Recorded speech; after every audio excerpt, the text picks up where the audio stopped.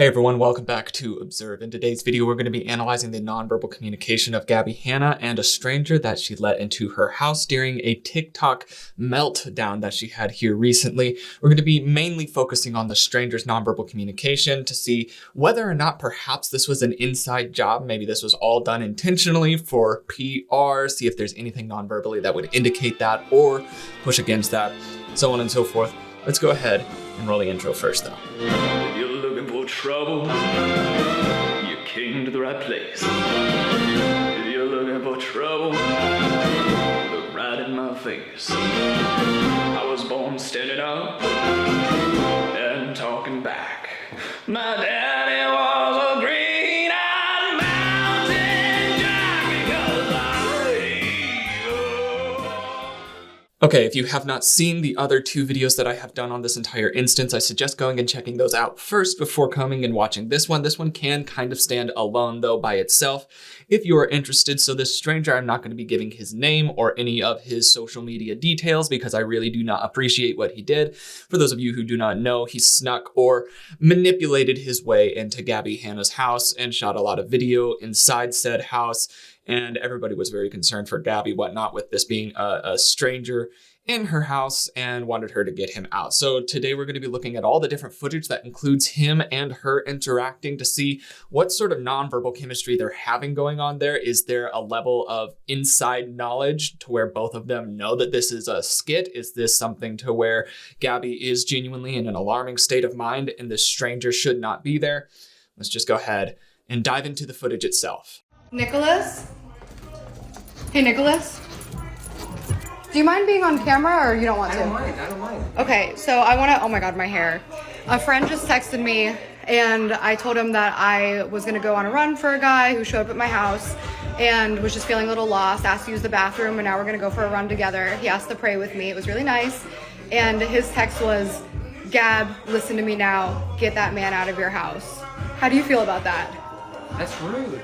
It's kind of rude. Okay, so I'm going to go ahead and talk about a number of things from Nicholas. So Nick said that he was going to be out on a run. For those of you who don't know, he was out on a run and he saw a sign that said, don't use the restroom outside. So he knocked on exclusively Gabbie Hanna's door to allow him to come inside and use the restroom. Now, Gabbie said that she went through all of these question and answers when he first knocked on the door before letting him in as kind of a precaution for her own safety. Upon watching his footage though, you can see that that did not actually happen as he was uploading the entire interaction as well to his own social media. And watching that, you could see that he more or less gains entry into Gabbie's house without any pushback or questioning whatsoever, just allowed on in. Now, for Gabbie's side, as I've said in an earlier one, we could see that he is not dressed as if he was going for a run. Sometimes people can wear a long sleeve shirt, sure, but it's very rare that a person will go in full denim jeans all the way down. And then also his shoes are not specifically running shoes. So perhaps this is what a person looks like when they're going for a run in the neighborhood that Gabbie lives in, but it does not seem to be the norm on that. So that alone should have been a red flag for Gabbie with opening the door and seeing that and that being the excuse. Just a lot of red flags around that. Now, what I'm noticing here is that his initial response to her, you can hear the strain in his tone and pitch as he is obviously agitated on some level. So you can hear that coming out vocally. But when it gets around to him, you can start to see him starting to have issues of what he needs to do with his hands. He starts doing some blocking gestures. He also does some preening gestures. He's fidgeting. He's trying to figure out where to put his hands. And this means that he's also very uncomfortable and or nervous. Along with that, all that's reflecting on his face is a frozen expression for the most part, except for some desynchronized facial movements. Along with that, we see a desynchronized smile. We see some action in the eyebrows that's not really reflected across the rest of the face. And all of those indicate to me that this is a very nervous, agitated human being. And that, even in and of itself, should have also been a huge red flag for Gabbie, just seeing that pile of evidence that was very alarming to begin with. But let's continue watching. Kind of rude, isn't it? Rude. I think he meant well. What do you think? Yeah, I mean well. What? Not, he means well. We know he means well. My friend who texted me and told me to get the stranger out of my house. I think he meant well too. Yeah, I think so. But Nicholas is good. and we're gonna go for a run because we already prayed and had our coffee prayed. and listened to music. Yes. I'm so happy I met you this morning. Yes. Thank you for knocking on my door, Nicholas. Yes. You are a brother in Christ. Brother in Christ. Fuck yes, he is. I'm gonna go ahead and pause that. So that's that initial little deal. He's obviously just parroting the things that she is saying. He wants to stay in the place that he's in as long as he can. So he's going to do nothing to be able to ruffle that. So anything that she says, he's going to go along with. Anything that she does, he's probably going to go along with. This is just a subtle form of manipulation to stay where he is. Along with that, you could still hear the strain in his voice as everything that he is parroting is also rather tensely given, and it has a sense of fragility to his tone as he's under a lot of pressure while saying these things. And along with that, we're still seeing his face being desynchronized as he's trying to muscle out these different emotional states that would normally be present in the social interaction, where he's feeling so much anxiety and stress around it to begin with. And so this is letting me know still that this to me so far, this does not seem like they were in the know-how of each other. It doesn't seem like they figured out something beforehand and then shot this to get some form of PR. But let's continue watching on through this. There are going to be some various clips that we'll just watch through to see how he handles being in Gabbie's presence and some of what Gabbie says. And then we'll be able to kind of break down some more stuff after that. And then, you know, that'll be pretty good. But let's go ahead and watch the video.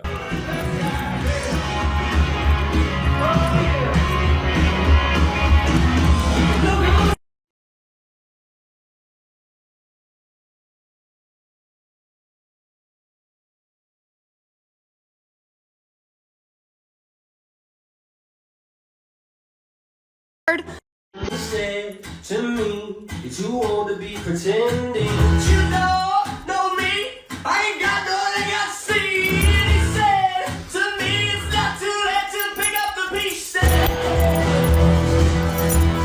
I just had a realization with Nicholas. I literally solved. I do want to pause this here.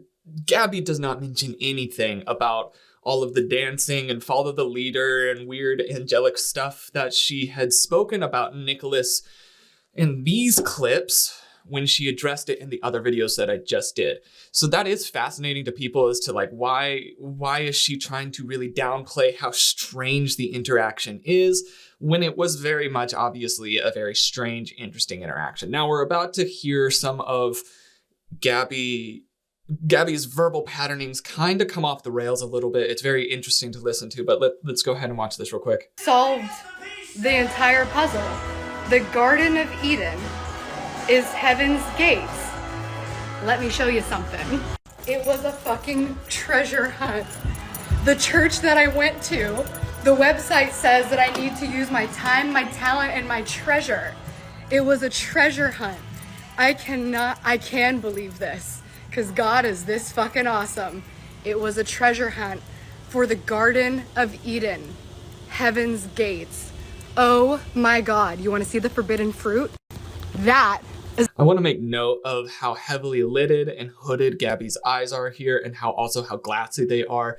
She doesn't seem to be in an okay state of mind at this point, and this also does line up with what she said in her explanation of things, that this is where she really felt like things may have escalated. This also seemed to be backed up somewhat non-verbally as well, as she started off in this spoken word poetry, very performance-based, very attention-grabby and attention-desiring, as she herself even said, and then it seemed to take a little bit of a switch whenever Nicholas showed up on the scene. So now we're seeing that kind of come across her face here and this interesting expression that's coming out. But let's continue watching her talk about the Garden of Eden, and then we'll just continue. That is a lantana berry.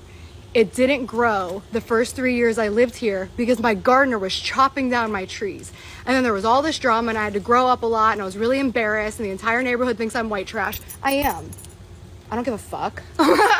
So it finally grew and I realized it had berries on it. So I was like, can I eat lantana berries? So I Googled lantana. There were also a lot of racially charged comments made by Gabbie throughout her meltdown that the internet was quite upset for, and reasonably so, and she did not ever acknowledge those in her explanation, and it really was done rather tastelessly. And a lot of people have been taking a lot of issue with that. And that was just never addressed. And so people are pretty frustrated that Gabbie would do something like that. But let's continue.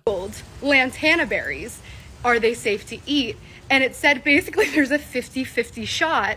And some people say you shouldn't, but other people said it's fine. So I had the choice to eat those berries or don't. And I consciously made the decision that every child that would come into this house, that I would make sure they knew to not fucking touch those berries, no matter how tasty they look. I literally found the fucking Garden of Eden. I literally, literature is the alley, found the fucking Garden of motherfucking Eden. My good God and my mother of God. I don't care that they think I'm crazy, because we know the fucking truth, you fucking sick, hypocritical motherfucker. So that was an entire TikTok talking about the berries that she found in her backyard and how they are her. For a minute, it sounded as if she was speaking metaphorically. Perhaps these are a metaphor for the Garden of Eden, because obviously the Garden of Eden wouldn't exist right now, specifically in her backyard. But she seems to also be stating that she has found the Garden of Eden. The laughter that's in there is fake laughter. It's forced laughter. I don't think that anybody was really questioning whether or not that was the case, but you can hear not only because of the cadence, there's no force from her diaphragm in there, but then also across her face, it's not synchronized with the emotion that is happening there as well. So she's forcing this fake laughter and crashing in between various emotional states fairly quickly as well. All of this rather seems chaotic, and that is what was catching a lot of people's attention during the time that these specific ones were starting to be uploaded as that switch began to interact. But let's go ahead and keep watching this. It's interesting to see all of these different. You guys really thought that license plates weren't code? And you told me I was fucking crazy for seeing it because you were too scared, because you haven't talked to... Okay, so you can see she's just walking Nicholas through her house from what we can see into various rooms, mirrors, all of these different places. It doesn't seem very safe and not what you would normally do with a person who just came off of the street into your house. So that was questionable judgment in and of itself. But as she's walking through this hallway, you can see Nick kind of split off in the background, and he's consistently getting his phone out and having his phone in his hands. And turns out that that was because he was, like I said, shooting the video of the interior of her house the entire time, which is extremely invasive and wrong and gross, and don't do that. So, you know what? Actually, I'm just going to go ahead and say the obvious. Don't do any of what Nick did in this. Just don't. If you want to be a good human being, that's a good way to start, is by not doing what he did. Now, back onto this, you could see him heavily using his phone, and you could see him peeling off in the background. Now, that is also where he did happen to start taking some footage of the inside of her house. Let's continue watching this, and we'll see how important his phone stays to him and what all he does with that in just a second. Because you haven't talked to daddy in a long time because you've been a bad little girl. I laugh and talk to myself all day. Nick. Yes. Nicholas. How happy are we? So happy. The woman was too stunned to speak. Wanna laugh your ass off? This is... Okay, I'm gonna go ahead and pause that because this is another area where we can really see Nick interacting with his phone. So he's very, very attached to his phone. And then when she calls for him, he immediately moves his phone behind him to kind of break eye contact with that phone, probably to turn it off, change screens, something along those lines. And then he does, I'm surprised, keep his phone in his hand instead of trying to slip it into his pocket or something along those lines. Now we're going to continue forward with some other questionable behavior from Gabbie and how Nick fed into that, which was just all a bad decision all the way around. But let's continue. This is a stranger. Do what you just did. Share my water with you. Literally, bots. Guys, if you show kindness to bots, they get artificial intelligence and they might take over the world. Oh. I'm the smartest person. I'm curious to know during that time, so it didn't make much sense as far as the logic behind it, but then During that time, she darts her eyes off to the side as if to check in to see what was going on there. And what's fascinating to me is even when she darts her eyes off to the side, her expression doesn't really fully break, which when a person is forcing an expression and then something actually happens that's distracting to them, it is not unheard of to see that expression drop off or lessen in its intensity as it's not being concentrated on. So if it's a forced expression, you distract the brain, sometimes the facial expression will also drop. Now that doesn't mean that in this area, genuinely, Gabbie is feeling the manic style behaviors that she is actually displaying here, but it does enforce it rather than detract from it. Let's continue watching. Hardest person in the world and on the planet. Mommy and Daddy, thank you. By the way, Nick, Yes. I know you know who I am. Come on. Why did you lie to me this whole time? Why did you lie to me? That's for my acne, you dumb cunt. Get the fuck out of my house. Now. Now. Now! And that's how that wrapped up. So you can obviously see that something switched from the very last clip of her interacting with Nick to the one before that, where she's talking about God and Mother Nature being mommy and daddy and other interesting psychological concepts. But then she comes out and she starts acting more aggressive towards Nick here. You can tell initially from the tone that she's using that it doesn't have the same happy carelessness that she had earlier on. It has a little bit more of a force hard edge to it. And then that is fully enacted upon as she starts to berate him more, question him more, and aggression comes in, and that would be a full synchronized aggression at the very end. And you could see on his face that he was trying to figure out a way to divert attention again by grabbing a thing to show that it wasn't an important thing, obviously. With that, he's simply trying to find anything to do to hang attention on that because he feels like he's starting to get towards being found out in what he's doing. And sure enough, he is shortly thereafter quite certain that he has been found out as he is forced to leave. So throughout this, we could see Nick's nonverbal communication reek of anxiety and nerves throughout it, especially with his attachment around his phone. And this all does make sense. There were a whole slew of red flags that Gabbie could have and should have picked up on while answering the door to this stranger, not the least of which was just his presentation in general. So that's too bad that she didn't have that foresight to be able to do that, and that could be all centered around this possibility of a manic episode and everything else that has gone into this. So this is going to be my conclusion of the 3-part series of this entire incident here. If you would like to be able to watch the other 2, go ahead and check those out. They're over on my channel. They might be linked in this video as well. I'm not even sure, but you should do that. Along with that, if you want to be able to go check out my other channel, I'll be doing stuff like that over there regularly. And then, oh yes, check out the social medias. I am much more active on there, and I'm going to be posting more on there, and then getting over onto Patreon and making some content for that and making it to where everything's going to get up and moving here, especially as the school semester starts to roll in here. I don't think that there's too much else for me to be able to say. If there are any other things that you would like for me to be able to look at and make a video on, let me know in the description below. Either name, video links, whatever, what have you, just let me know in the description below. I'm always interested in seeing what you have. But without further ado, that's all that I've got for today. My name is Logan, and you have been oh so awesome as you always are, and I will see you in the next video. Cheers, guys.